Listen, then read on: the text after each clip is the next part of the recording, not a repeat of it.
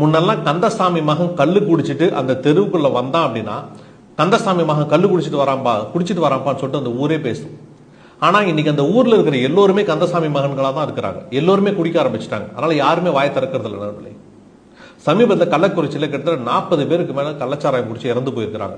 இதுக்கு என்ன காரணம் நீங்க சொல்லுவீங்க? சமூகத்தின் விழிப்புணர்வின்மையா, இல்ல தனி மனித விழிப்புணர்வின்மையா, இல்ல ஒரு தனிப்பட்ட மனிதனின் பண பேராசையா?